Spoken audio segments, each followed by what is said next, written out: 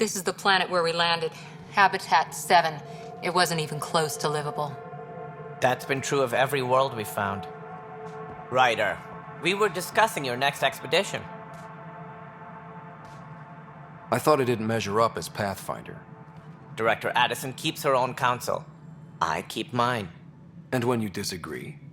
I oversee the entire initiative, and I have decided to give you a chance to prove yourself. To that end, the Scourge dealt us a serious blow. Whatever it is, our scientists theorize it's not natural. An artificial energy cloud? It wasn't here when we left the Milky Way, yet it rendered all the golden worlds unlivable. Then there's the aliens you ran into, the Ket. They're obsessed with alien structures we found scattered around the cluster. They'll do anything to prevent others from accessing them. It seems murder isn't exclusive to the Milky Way. And now the challenge is to settle a world in spite of all that. This one here. Eos. How?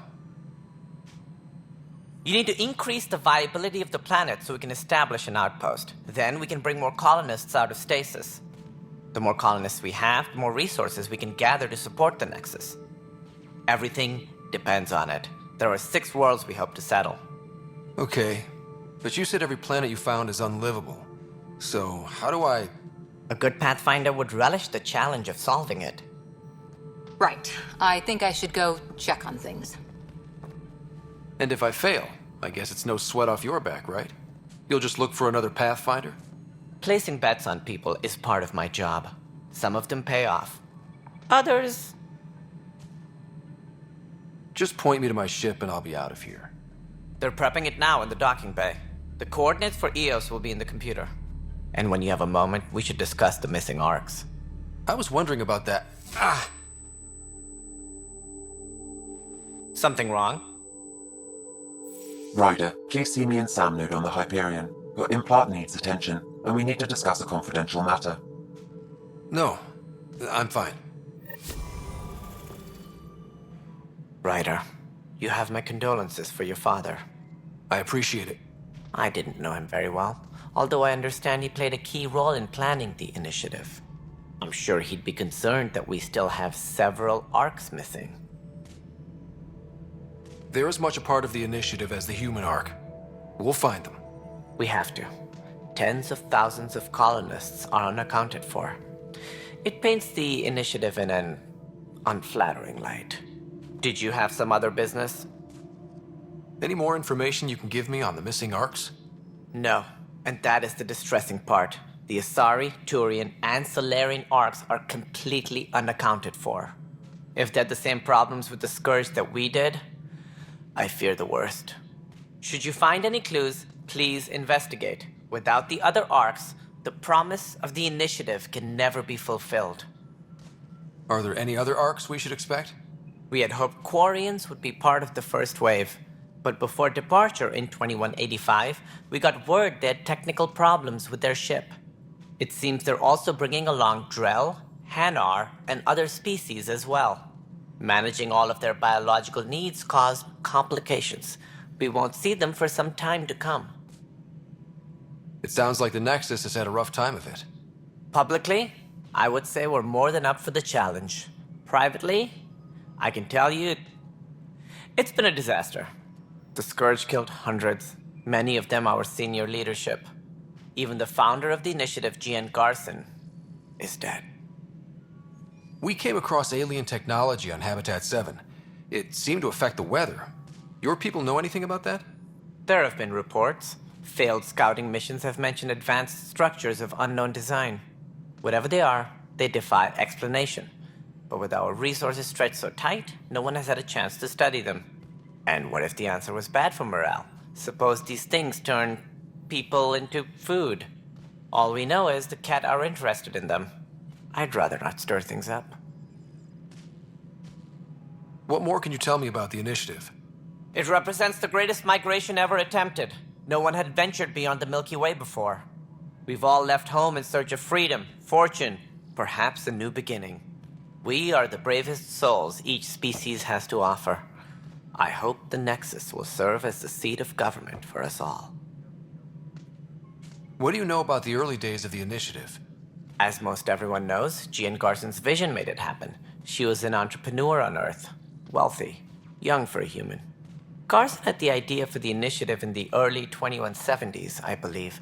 Many thought leaving the Milky Way was impossible. But she persevered. And as with most great ideas, the doubters were wrong. Why do you think most people came? There are thousands of reasons, one for every colonist here. What does any pilgrim seek? Usually, happiness. Finding the thing that eludes them, the thing to fulfill them. While we cannot promise they will find it, we can facilitate the search. It looks like a melting pot around here. The Nexus is home to several initiative species. Many came ahead of the Arks. The hope is that this station will one day serve as the governing body in Andromeda. Though I'm not sure what they were thinking, lumping Krogan into the mix. As a Solarian, my kind tend to have a low opinion of them. Nothing I've seen here has changed that. Why don't you like the Krogan? It's common knowledge that they are a violent, ignorant species. Long ago, they waged nuclear war on one another. Their planet was decimated. My people tried to uplift them, but the Krogan could never tame their worst instincts. What if they bring their tempers to Andromeda? We'll all be dead.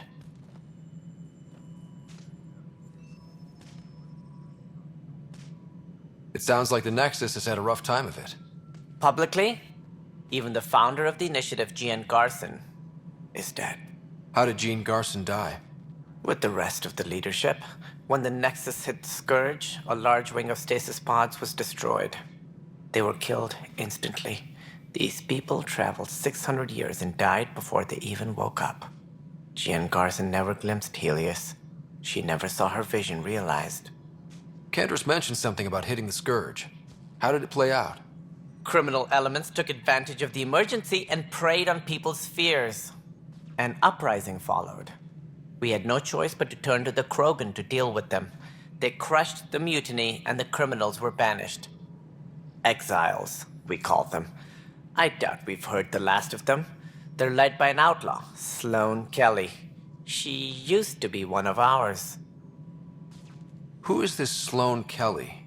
She was head of security on the Nexus. She opposed the uprising at first, but eventually turned traitor and joined them. Misguided sympathy for the plight of the common citizen? Nonsense. They posed a direct threat to our existence. There don't seem to be many Krogan around. Good riddance. The Krogan demanded a greater say in political matters. The last place you want them involved. Their muscle, nothing more. Good for fighting and lifting heavy objects. When they didn't get what they wanted, they left. Any more information you... If they're the same prop, should you find any clues, please investigate. Without the other arcs, the promise of the As director of the initiative, are you in charge around here or what? If the others would allow me, they don't see me as the rightful successor. So how does anything get done?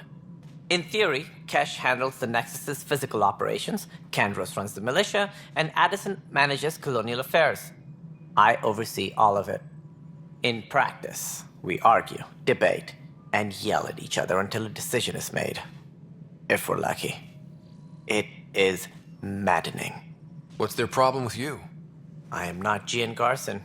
Our founder was charismatic, eccentric, larger than life. Traits I cannot hope to mimic. She and her inner circle perished in the Scourge, some at the hands of the exiles, some never made it out of stasis.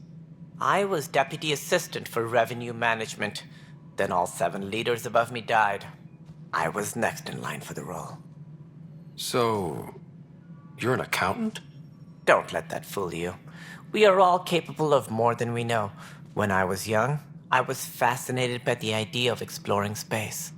Life had its detours, and I went a different direction.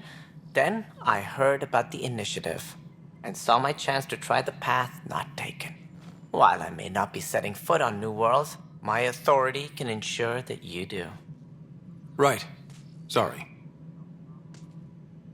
What do I need to consider in making a planet viable? Assuming the planet supports life, an outpost is critical. People like a roof over their heads, and you'll want to eliminate any hostile threats. Whether that's the cat or other terrors lurking in Helios, colonists being murdered on sight can be discouraging. Also, scouting and mapping terrain is a priority for any Pathfinder. And don't forget forward stations. You'll want those. What can you tell me about forward stations? I was afraid you'd ask. It's mostly what the engineers tell me. A forward station allows mining, equipment repairs, and resupply for field teams. I mean, who wouldn't want that? But seeing as how every colonization effort has failed, it's just theory at the moment. You get to test it out, Ryder. That's all. Thanks for your time. I'm happy to help. You will find our futures depend on each other's success. Good luck.